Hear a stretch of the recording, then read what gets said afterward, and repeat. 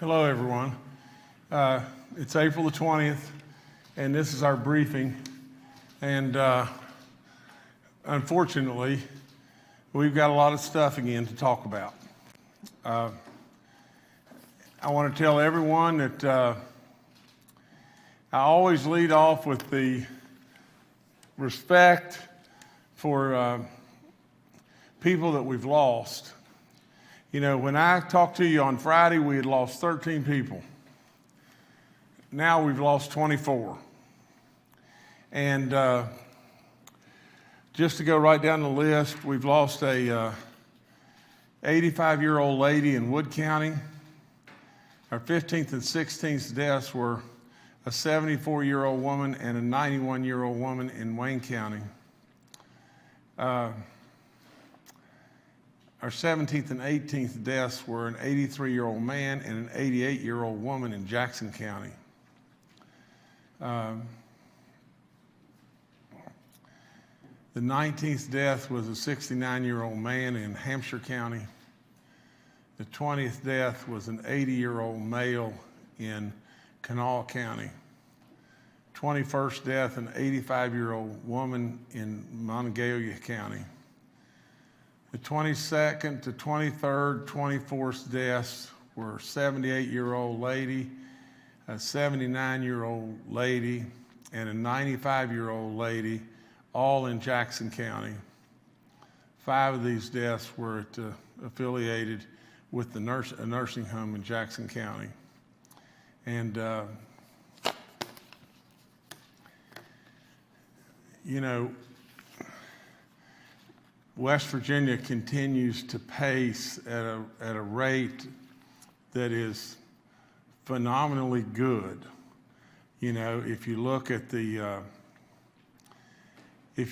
national statistics, where we've now exceeded, I think, 41,000 deaths, and if you just think about that, and you were to proportionate that to every state, that would work out to 800 per state, and West Virginia has 24.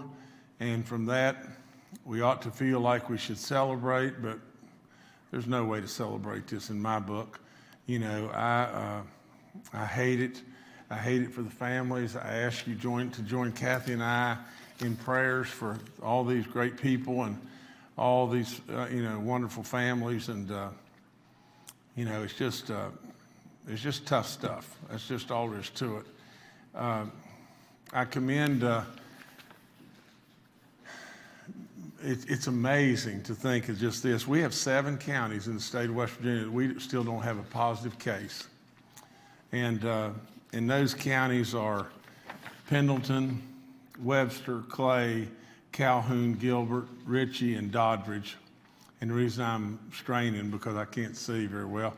And Braxton is right in the middle of all of them with 1 case. I mean, it's amazing. And so not only are we doing good stuff there, we're doing good stuff in lots of places in this state, but I keep going. I go back to this. Please keep these people in your thoughts and prayers. And this terrible disease, this nasty stuff, we've told you that over and over and over. And we have an elderly population, and you can just go right down the list here. All these people that we've lost are from age 69 to 95. And so this terrible disease can attack younger people, but it's really bad on our elderly people.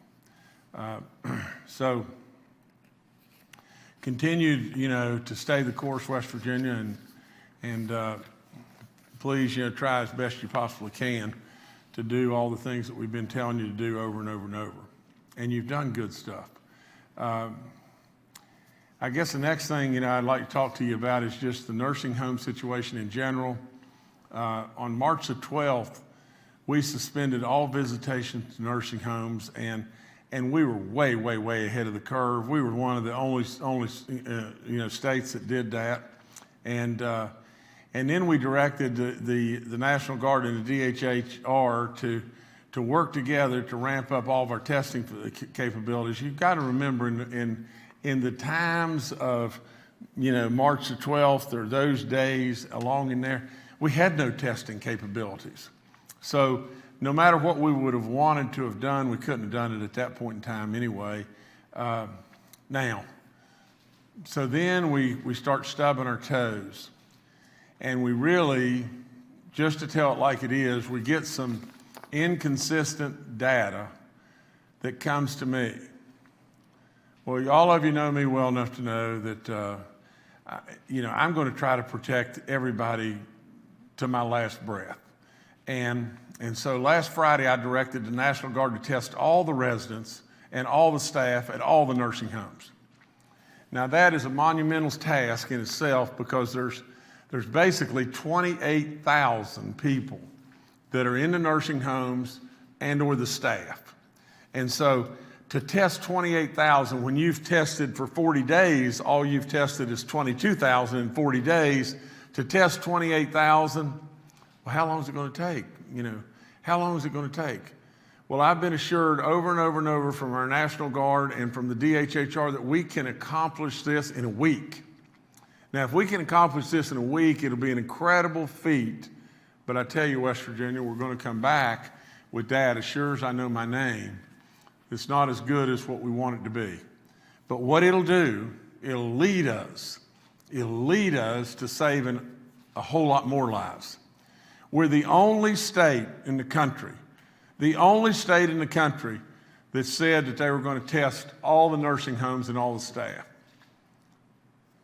It's great, but it's still not great enough until we save every life that we can possibly save.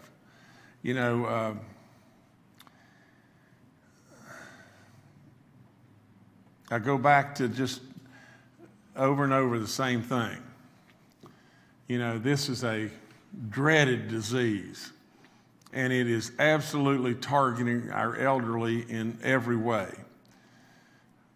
We're doing everything that I know that is absolutely physically, morally, and spiritually possible. And so what we're going to do now is a task that no one has ever taken on, but we're going to have data. We're going to have real live data that we hope will absolutely help us to be able to isolate and treat and take care of people maybe that don't even have symptoms yet and everything. And so our people have already started this process. They started this process this morning, and we'll move as quickly as we possibly can. And I've been assured that we're going to accomplish this task sometime. We're going to finish it this week. Now, at the Elder Care Nursing Home in Jackson County, we have 55 laboratory confirmed residents that are positive, 16 of the staff out of 92, and we've lost 4 people. Okay. Let me just jump around just a little bit and tell you one other thing. We lost a legend.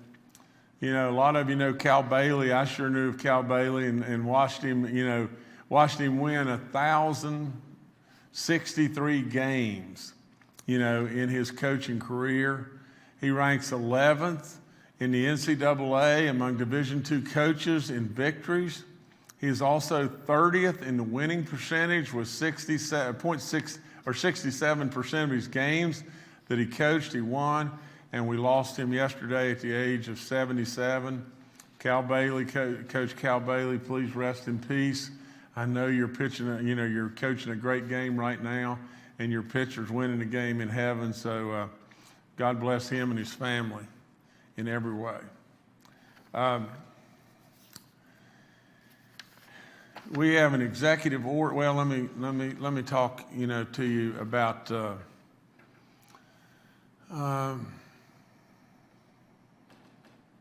I want to just touch. I'll bring this all together at the same time. Okay. There's surely a balancing act that is unbelievable that has to be done between restarting the engine or reopening West Virginia, reopening the United States, restarting the engine of the United States, or trying to stay home, do everything we can to protect in every way. Now, listen to me on this, because I really think I know what I'm talking about here. From the standpoint of our president, from the standpoint of all of his people that are around him, here's what I think they're faced with. They're faced with just this. If we continue down the path that we're going, and we have to if that's the only safe recourse, if we continue down this path for very much longer, there is a real possibility that the engine won't start back, or the engine won't start back in a way that will assure us to not drift into not a recession, but the possibilities of a depression. If that were to happen, we will lose lives like you can't imagine. It is a very difficult decision for our president and his people, and they're handling it very well. But it's also a really difficult, position and decision for me. I'll handle it to the very best of my abilities, and let me tell you what we've got to do. We have got to start the engines back. We have got to start back, and I will assure you that we will start back as safely as we possibly can. But there's no possibility that we can avoid 100% of the risk. There's risk on both sides. There's big risk. And we're going to have to depend on you, the good people of West Virginia. We're going to ease ourselves back into restart. We're not going to run back into the restart, and we're not going to run back into the restart because I'm going to protect you as best I possibly can. One of the things that we have to do to restart, the beginning thing to me, is we've got to restart our hospitals. We've got to restart from the elective surgeries and from the general care that maybe you've been laying to the side that you need to do. Because if you don't do some of those things, we could very well lose you too. So what I'm going to do by executive order today is say to our hospitals to start their preparation and start their preparation to be able to go back, and to be able to go back on the 27th, if the 27th of April, if they meet a certain criteria. And that certain criteria has 4 or 5 different steps to it that I'm not going to elaborate on right here.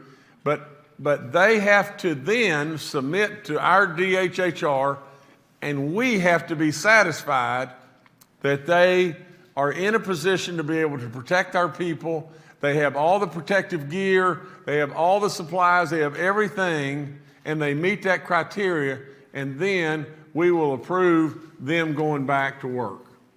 So, what I'm really saying is this: not on April 27th, people are going to go back. On April 27th, they can start submitting for our review, and then from that point forward, we will decide, yes, you're prepared, and no, you're not.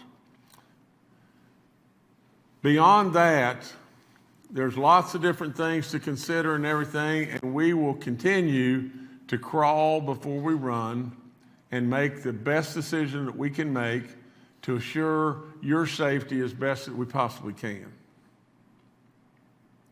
I want to say this to the world. Now, this is important to say to the world. And I may be criticized to say that this is marketing West Virginia, but honest to goodness, that's what I want to do all the time. I want to be proud of who we are. This pandemic has been catastrophic to the world in lots of different ways. West Virginia is a place that people really haven't realized just what level of incredible expertise that we have here. We got smart people here, really smart people that are innovative in every way you can imagine. They're craftsmen, they're super smart, they're hardworking, and they're really good people. Now, with all that, one of the things that we're going to do in the state of West Virginia is we're going to become self-sufficient. we're going to be able to make our own stuff right here as far as being able to supply our hospitals, whether it be testing kits or masks or whatever it may be. All of that innovation is saying a message to the world, and that is just this. Why not West Virginia? Why not come to West Virginia and let the plants be in West Virginia where they're apart and they're not jammed in a city where where everything is just so exposed to the next terrible thing that may happen. West Virginia is a place that abounds in smart people. It abounds in innovation. It abounds in craftsmanship. It abounds in distancing. So I couldn't be more proud of the fact that West Virginia, we're going to work on our way, and you've already seen it. You've already seen what's happened in West Virginia from the standpoint of us rebounding and our guard producing and doing all the different things that has been done. You've got to have been able to see us step up and step up and step up. One of my sheets right here, it shows that one of the things, and the reason we're a little late today is the Vice President's call went on a little longer than we thought and everything, but every Monday we have a call. Sometimes it's 12 o'clock, sometimes it's 11 o'clock, but this one was just with the Vice President. Sometimes it's with the President and the Vice President.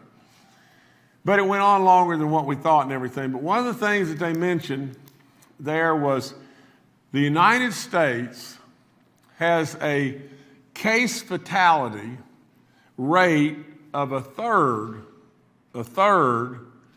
on the number of cases that were tested, deaths per test, a third of what Italy and Spain were.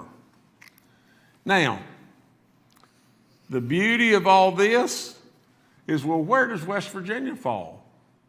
West Virginia falls at a rate of half of the United States. So the net of the whole thing, and that is all gauged on population, the amount of population. So the bottom line is just this. You have done really good. For those 24, we continue to have them in our prayers, our thoughts, our feelings in every way. But West Virginia, you are the place where people should come. You are the place where the manufacturing should be. You are the place that abounds in innovation and smarts. You're not the place that used to be 50th and that we've forgotten about forevermore. You're the new place, West Virginia. You're the place where I think everyone should be. So keep doing the stuff that you're doing, and we'll get through this. We'll take baby steps in starting back, and those baby steps will be done on the advice of our experts. They're not going to be done on the advice of anyone that's pushing us to do something that may endanger you. So that's, I guess, about all I've got right now. All right, thank you, Governor. We're now going to take comments from a few of our panel members. Up first, we have Scott Adkins, the Director of Workforce West Virginia, joining us today. Scott? Good afternoon. The dedicated men and women at Workforce, along with their partners, including General Hoyer and the National Guard, have taken more than 140,000 unemployment claims since March the 16th. We've also fielded more than 100,000 phone calls. The automated system at Workforce has fielded over 500,000 calls from unemployment claimants. Eligible unemployment claimants have received more than 137,000 weeks of the extra $600 benefits from the CARES Act, totaling more than $82 million. And thanks to Governor Justice's leadership, West Virginia was the first state in the union to pay the extra $600 benefit. Workforce is committed to being responsive to the needs of COVID-19 affected West Virginians, and at the direction of Governor Justice, Workforce is working around the clock, 3 8-hour shifts a day, to ensure every eligible West Virginian receives their benefits timely. All eligible, this is good news, all eligible backlog unemployment claimants without claims issues will be processed by Wednesday night. That's a huge undertaking for us. The pandemic unemployment assistance offered by the CARES Act provides benefits to workers who would otherwise not be eligible for unemployment compensation benefits. That includes self-employed workers, independent contractors, workers with insufficient work histories, gig workers, Uber drivers, Lyft drivers. Those folks will be able to apply for the pandemic unemployment assistance by 10 p.m. this Friday, April the 24th. PUA eligible individuals will need to apply online at workforce.wv.gov. So for you folks who are self-employed, independent contractors, you're going to have the opportunity to apply for benefits starting this Friday night. Also, those folks who apply Friday night, the benefits are retroactive. So from the weeks of March 29th and forward, you'll also be eligible for the $600. If your business was hurt all the way back as a result of COVID-19, all the way back to January 27th, you'll be eligible for benefits. So again, to apply for those pandemic unemployment assistance benefits, Friday night after 10 p.m. at workforcewv.org. If that portal opens up prior to Friday night, Governor Justice will make that announcement. Thank you. All right, thank you, Scott. Up next, let's go to Major General Hoyer with the West Virginia National Guard. Good afternoon. We have 646 National Guard personnel on duty. They've completed 502 missions. Some of the highlights you'll see this afternoon in our press release later this afternoon. Over the weekend, 27 retail locations received training. Additional locations will be trained today.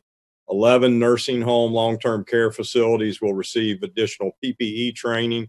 This is part of the governor's initiatives related to both the testing and the other support needed to protect our most vulnerable population, particularly in our nursing homes. You'll also see a significant number of meals and food boxes delivered by both the efforts of the county, school boards, the National Guard, and the food banks and VOAD. In addition, this afternoon, we begin testing at the two state veterans nursing homes, nursing facilities. That will be followed tomorrow by additional training and sanitization support at those facilities. Again, at the governor's direction, we've been tasked to not just train, but also provide support for sanitization and other ways to reduce the spread of the virus, as well as provide additional PPE training to better protect not just the residents of the facilities, but also the employees. On behalf of all the men and women of the National Guard, as pointed out by the governor, we've made some great progress. And all of us appreciate the work that's being done by West Virginia citizens.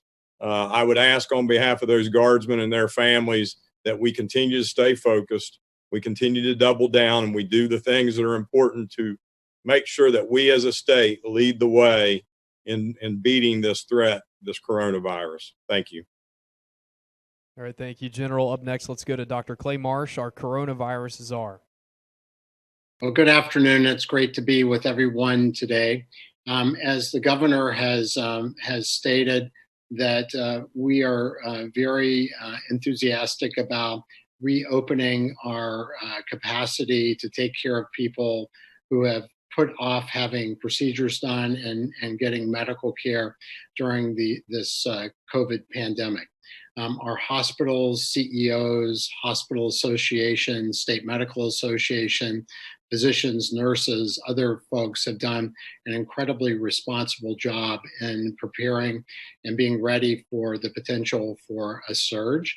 And because of the great work of each citizen, we have not seen that. And in fact, as the governor articulated, we are among the best states in the country, and that is really due to you. So opening up the hospitals for healthcare and the physicians and the nurses and the healthcare workers is really important. I want to make two comments about the support that we want to give these brave workers.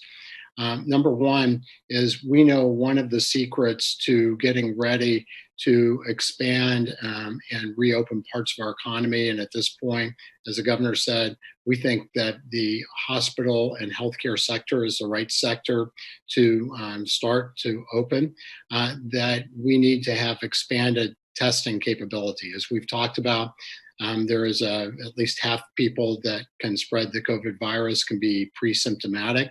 So in order to both protect the workers and also to identify the people who have had infection and have immune response, we have both enhanced the ability of our own laboratories in the state by acquiring 30,000 more swabs and 15,000 kits to be able to use to get the samples and to do the testing.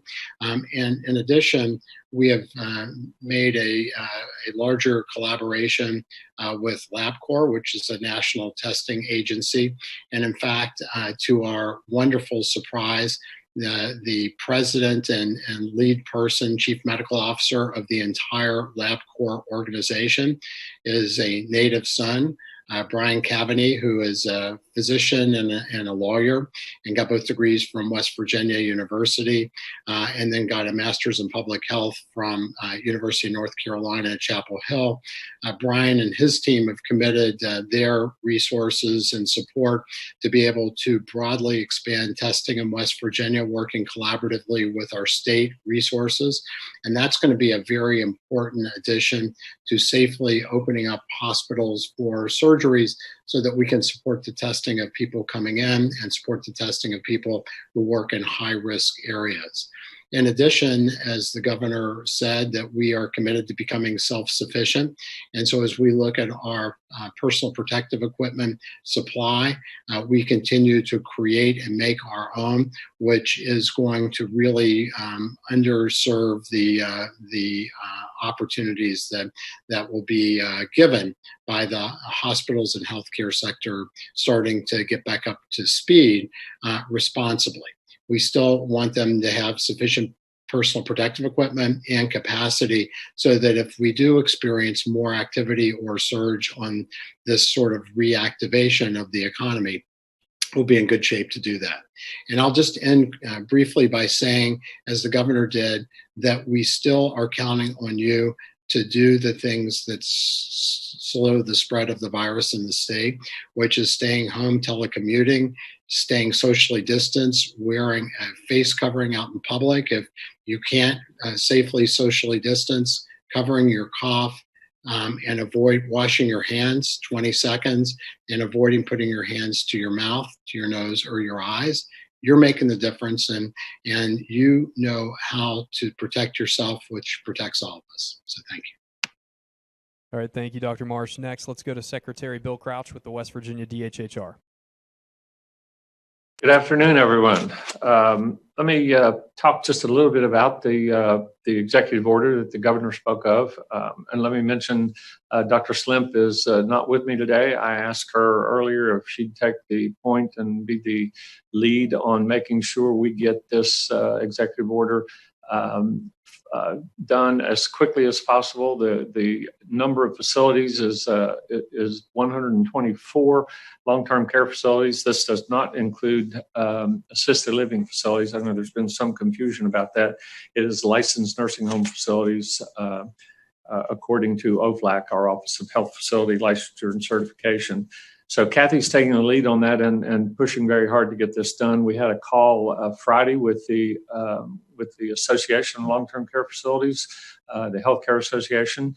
We had a call with the health officers, all of the health officers in the state of West Virginia, and filled them in on what we were doing. We had the call, as Clay Marsh mentioned, with LabCorp, which is very productive. LabCorp is going to help us take the lead in terms of the lab that we can use as a part of DHHR services. They're actually the backup lab for our state laboratory, so that fell in place very well. We have, to give you a little update, we have 6 facilities actually initiated testing Friday. We have 8 facilities that have begun testing today. That number will probably increase. And we have 28 facilities that have already committed to begin testing immediately. So LabCorp has the ability now. I will say they were behind for some time. They were the first lab in the country to be able to provide this testing. So consequently, they backed up for several weeks in terms of the number of tests that they were doing. They are now caught up and can provide us 1 to 2 day turnaround. They have capabilities now of doing 65,000 tests a day. So we're excited to be able to move as quickly as we can coordinate with the facilities. We've had communications with a lot of the individual providers, some of the chains, and everyone seems to be on board here for testing of all residents and all staff. So with that, let me mention one other thing. I try to talk about DHHR services that we're trying to continue and make sure we don't slow things down. Let me just mention the Office of Rural Health for 1 second. They continue to maintain federal grants that support rural hospitals. We're still getting those funds out to hospitals. Some reporting adjustments have been made to provide more technical assistance for pending increases in funding to combat COVID-19. The J1 waiver program continues to process applications, so that service, the loan repayment program, we're still accepting applications through May 30th. So if there's any interest there, please know that we're still here and still conducting that program. And staff are able and available to answer questions and concerns at our WVSORH website. So you can log on to DHHR, the DHHR.wv.gov website and find links to that program. So thank you all very much. All right, thank you. Once again, we're holding today's briefing with media members joining us virtually to practice good social distancing. The first questioner we have today is Annie Moore with WVVA. Hey, this is Annie with WVVA. My question is, have you been able to identify whether there was a breakdown in protocol with respect to health and safety standards at the elder care facility? I think one of our health officials probably answer it better, but Annie, let me just jump in and say, I'm not going to dodge any question. The reason that I sent the National Guard, the reason absolutely that I've put out the executive order to test everybody in nursing homes, we can say what we want, but there is and there has been breakdowns, and we can do better, and so that's why I took the action that I took. But if someone else would like to answer. Yes, Governor, this is Bill Crouch. Let me say I spoke to the administrator 2 or 3 times on Friday and again on Saturday. What I suggested, and he has done that, is to communicate better with the community. He put out a press release on the results of the survey of the testing on Saturday. I'm sorry, that may have been Sunday. I'm not sure of my days here, but that was sent out by the facility. Communication is important. I've said to the group publicly that the long-term care group that we want to get information on the website in terms of the number of cases. We think that should be public information. I know of one long-term care provider that has placed that on their website, and that's Stonerise, who lists the number of positive cases at each of their 16 or 17 facilities. I just would encourage transparency and to be open. And one of the things that a lot of these facilities do well is to communicate with families, and that makes a huge difference if they're able to know how their loved one is doing. All right, thank you, Annie. Next, let's go to David Beard with the Dominion Post. Hi, David Beard, Dominion Post. In the context of the governor's remarks on reopening, I saw a report today that the University of Washington's Institute for Health Metrics and Evaluation, that model they do, projects we could start easing some of the social distancing requirements by after May 4th, if we have the appropriate measures in place. And our neighboring states are a bit later, May 18th, June 1st, June 8th.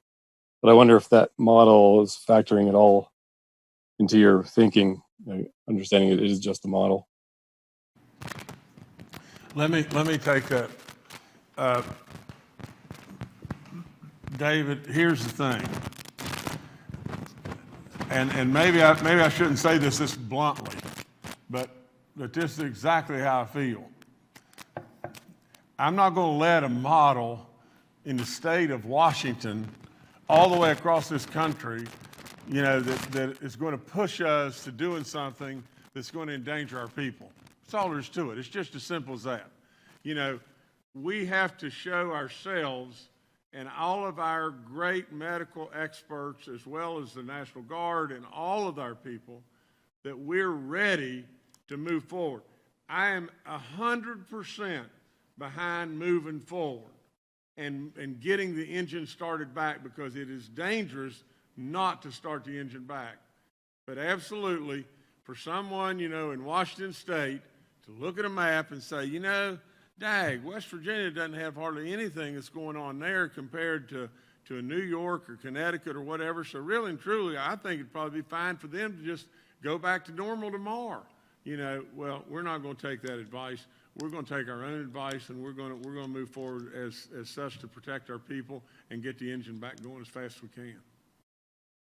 All right, thank you, David. Up next, let's go to Amanda Barron with WSAZ. Hi, everyone. Amanda Barron with WSAZ. I want to talk about looking at that 14-day curve that we have to watch and see those cases go down.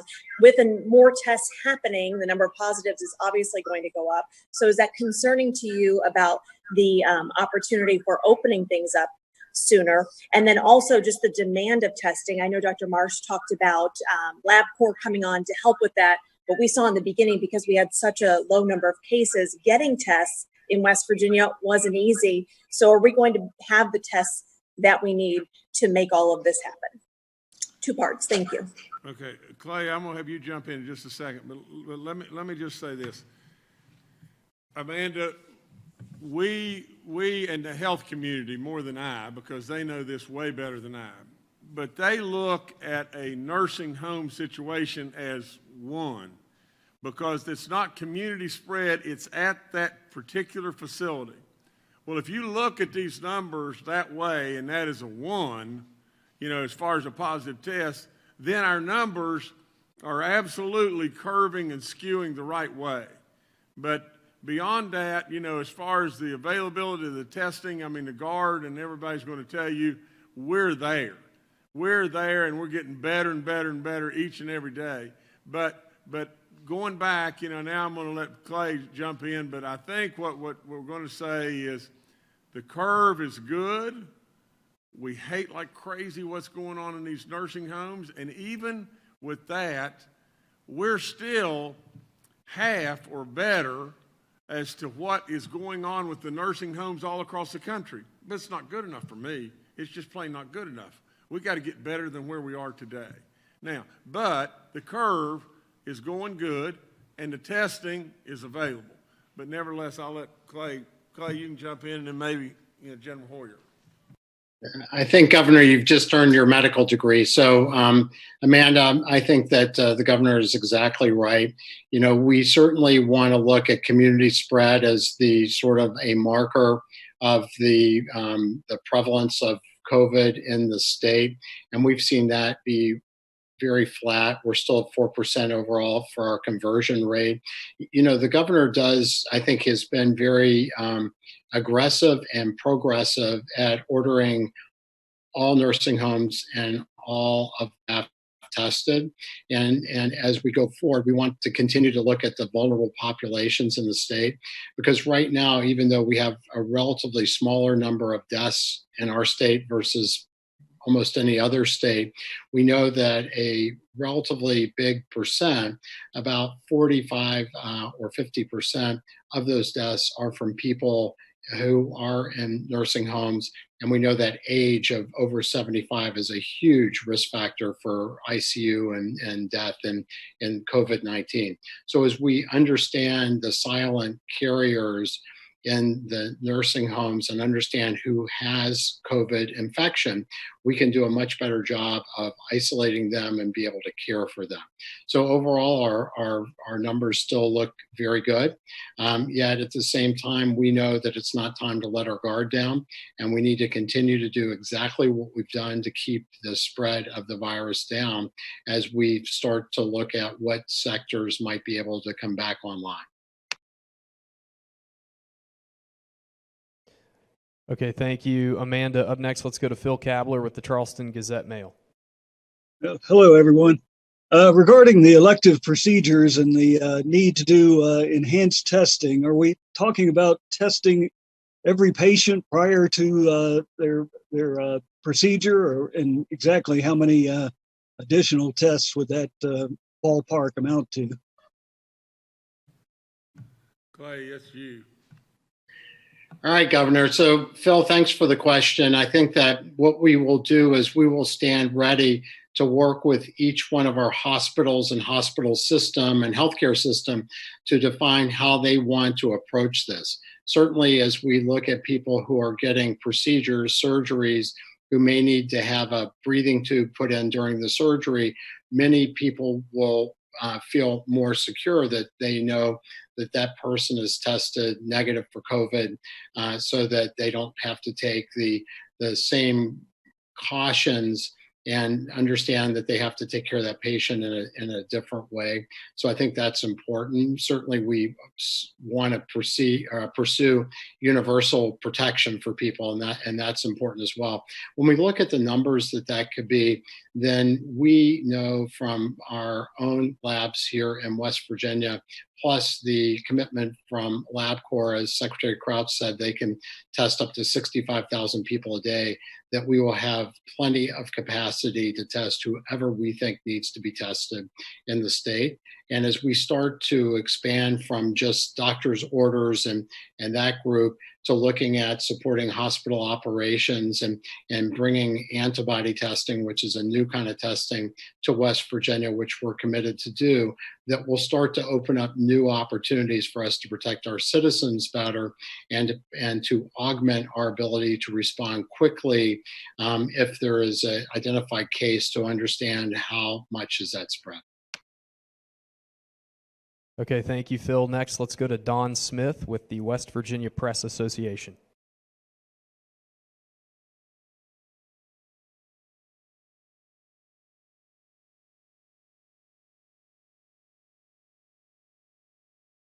Okay, we'll try to connect with Don here in a minute. Let's go next to Kenny Bass with WCHS. This is Kenny Bass with Channel 8 and Fox 11 in Charleston. I have a question for either the governor or Clay or even General Hoyer or perhaps Bill, whoever is best suited to answer. West Virginia is not an island. And so how much will it factor in where every state surrounding us is having a much more serious impact of the COVID-19, both in cases and in fatalities? How much will that influence how West Virginia can reopen while dealing with concern that people do cross borders very freely, continuously, and there is the opportunity that some of our surrounding states could have an impact on what's going on here? Let me start, and then if you guys, if there's something that I've missed, jump in, please. But Kenny, it's a good question. And it's a legitimate concern, and it's on all of our minds as we meet and talk constantly. I think the backup to the whole thing is just this, and I guess this is the most impactful thing that I can say in regard to this. We're going to have to learn, at least in the near term, we're going to have to learn how to live with this disease, because it's not going to go away just tomorrow. We're going to have to live with this disease until we bridge ourselves to drugs that are able to stop it or vaccines. Now, and that's not going to be tomorrow. We can't shut the engine down for 6 months, because that could very well put us into a situation to where it would be far, far worse than where we are today. So what do? We prepare ourselves to be able to test and test to magnitudes that we can't even imagine today. We prepare ourselves to have a strike force and to be able to identify and isolate if we have outbreaks and everything. And we also prepare ourselves to have more knowledge about antibodies and things like that that can protect us. From the standpoint of worry about what's going on in a neighboring state and them, possibly drifting across our borders, we're going to still be aware of that, and we're going to try to absolutely be on guard as best we possibly can for any situation that would arise.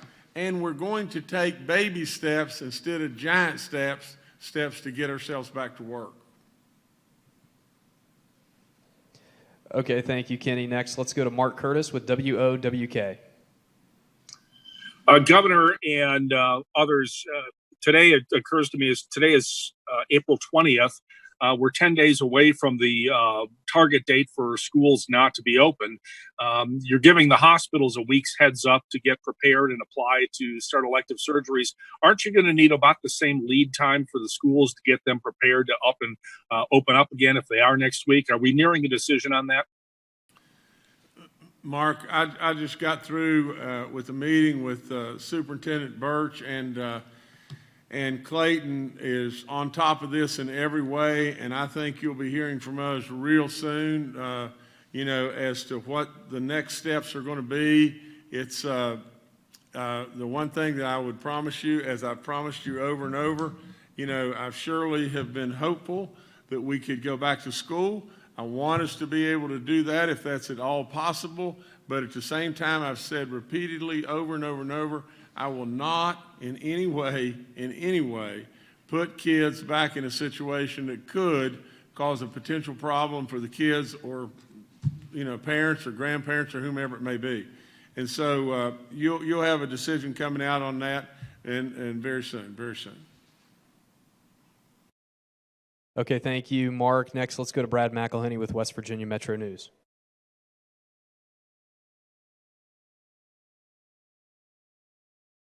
Hi, Governor. Hi, everyone. Sorry, unmuting there. There was a New York Times story over the weekend that cited research from Harvard laying a number to the amount of testing that has to be done to serve as our radar for the amount of this virus that's out there. The number they put to it was 152 people tested per 100,000 population. Does West Virginia measure its testing that way? And can you give me a better feel by numbers for West Virginia's testing capability versus where it needs to be, to actually put a number to that? Well, Brad, I'm going to say this, I'm going to pass this to Clay, but before I pass it to Clay, I'm going to say to you that testing 152 per 100,000 isn't good enough. That's not good enough for West Virginia. And so we're moving, and I don't want to steal Clay's thunder and everything, but we're moving in a direction to where at some point in time, we'll be able to test every person in the state of West Virginia. And that every person is every person, if need be. But we're moving in those directions. But Clay, jump in here because you know more about this than I. Well, thank you, Governor, and Brad, thanks for your question. When we look at our capacity is, I believe, and I did get a document from the general earlier that quantified that, but is somewhere around 4,000, 4,500 with all the supplies we have on board in the state without LabCorp, and about 6,500 just maximal capacity in a day. But with support, we believe, as the governor said, that we really don't have limits on the capacity that we would need to test people that we believe should be tested. And I think that as we look at moving past limited testing where we have to have everything done symptom generated, and we realize now that many of the people that are passing COVID forward have limited symptoms or before their symptoms, then we know in areas of more concern, vulnerable populations like the governor did with the nursing home population, as we extend this to other populations, that screening these populations for asymptomatic infection turn out to be really important because of the person-to-person spread capability. As we start to look at hospital sector coming back, we may want to test those people with the COVID test, but also we might want to test the physicians, the nurses in the vulnerable areas like the emergency department, the ICUs, the first responders. We might want to test them to see if they have come into contact with COVID and have gotten better, that have immune response to that. So we believe today we don't really have effective limits on what we need to test. If you said, could we test the whole population of the state today? You know, as Secretary Crouch said, LabCorp has a capacity of about 65,000 tests a day, and we have a capacity of maybe 4,000 to 6,000 tests a day. So as we go forward, we could do it in bites, but right now we don't think that that's required nor indicated. But we are confident that we have the capacity we need to test West Virginia. This is Bill Crouch. Let me jump in 1 second. The fact that we are the first state to test every resident in every nursing home in the state and every employee of every nursing home in the state is really such a proactive move from the standpoint of what other states are doing. So when you look at testing per population, we are going to continue to move, as Clay said, in that direction, the direction of testing more people. The governor's laid this out from the very beginning and kept us in front of the curve as well as flattening the curve. And we're still doing that. I just learned last night that CDC is actually considering requiring testing of nursing home patients across the country. I didn't hear anything about employees, but if that's true, it shows again that we're in front of the curve and the governor's being proactive and making sure we're doing things we need to do to keep everyone safe and reduce the number of deaths. And I'm just going to make one more comment and I'll stop. So I just got the slide. So currently we do about 2,500 tests a day, 17,000 a week. Our potential in state is 4,566 a day and 31,900 a week. And that's not with LabCorp. Something to it too. And you know, Brad, you wanted a number and everything. And just think about this. If we accomplish in this next week, you know, that we're talking about here, the 28,000 or so tests at the nursing homes, at that point in time, we'll have tested 50,000 people in the state of West Virginia. And 50,000, if you were looking at per 100,000, we've tested 50,000. We've tested, you know, per 100,000 an equivalency of a population of 5 million people, I think.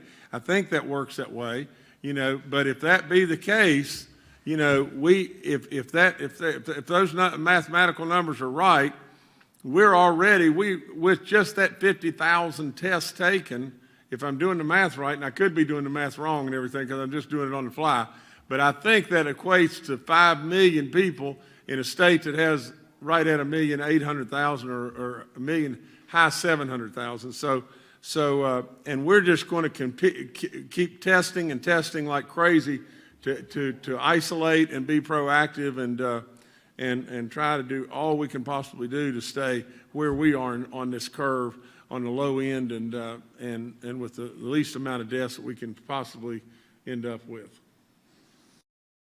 Okay, thank you. Next, let's try Don Smith again with the West Virginia Press Association. Don, are you there now?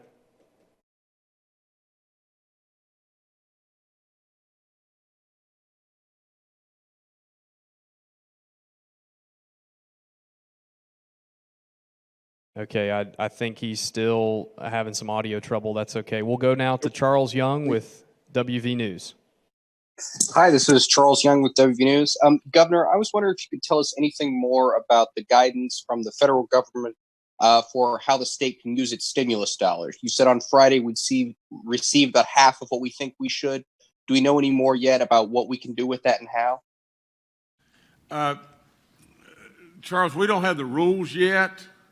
But I say that, but we got the money, you know, and Charles, the net of the whole thing is we're hopeful. We're very, very, very hopeful that we can backfill the revenue, you know, but there's a lot of mechanisms here that we're going to be able to do.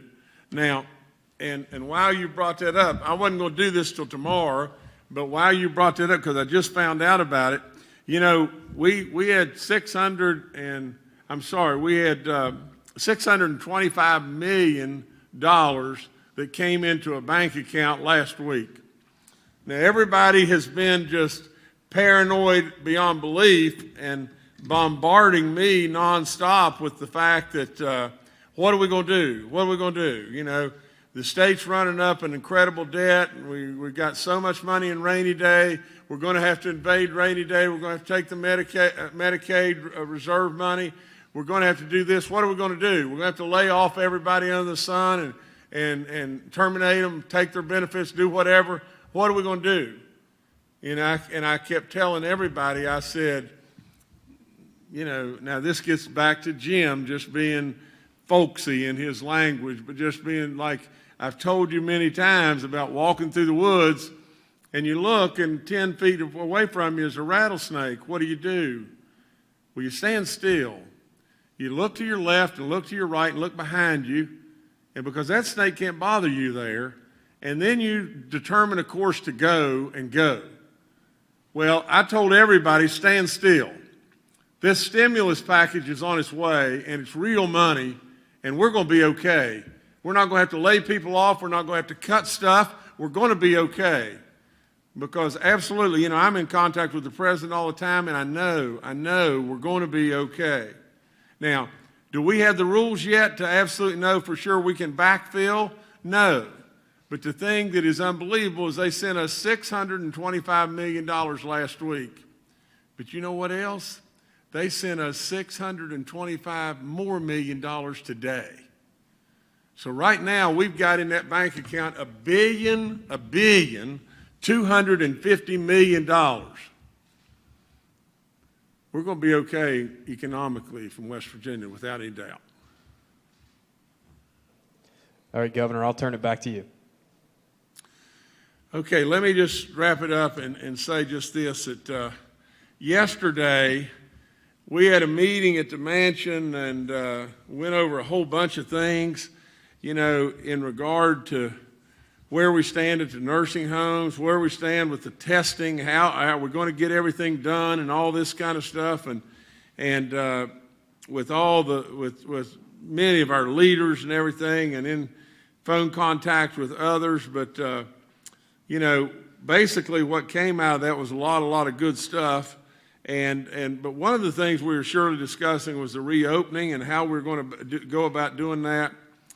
You know, I want to just tell you just this, that you know, we're the only state in the country doing lots of things, but we're absolutely the only state in the country that has sent the National Guard to businesses to train them on how to use their PPE and how to teach them proper disinfecting protocols and everything. Well, only state in the nation that our Guard's done that. And our Guard's done all kinds of wonderful stuff. We know that. But the only state in the nation that's done that. And we're the only state in the nation that the Guard has a mobile testing lab. You know, now a lot of people are pushing us to say, well, you're the least burdened state now because of all the good things you've done. But I caution everybody over and over and over by saying just this. We're the highest risk state of all. You heard me read the ages of all those that we lost. We're the most elderly, the most chronic illnesses. We absolutely have to stay right on top of our game all the time. Now, Dr. Clay Marsh said just a minute ago, I answered something, he said, Governor, you got your medical degree now. Well, that's the last thing in the world that I want right now. And you know why? Because, of course, first and foremost, I've got to do my job, but those people that have their medical degrees, whether they be our nurses or our people that are working in our hospitals or our doctors or whomever it may be, first responders, whomever it may be, they're heroes beyond belief, what they're doing right now. They're right out on the front lines, and they're just knocking it down right and left, and they're absolutely exposing themselves and their families in every way to a disease that is off the chart. So I commend them and I love them and I thank them from the very bottom of my heart. And I'd end by just telling you just this. Of those that we read that we lost, we can't read their names because of whatever the regulations may be. But every one of them has a name, and every one of them has a family, and every one of them has a lot of loved ones and friends. So just remember that, and just keep them in your prayers, and let's just keep going. We're going to be okay. But it's tough stuff. But without you, we can't make it. But I thank you in every way. God bless.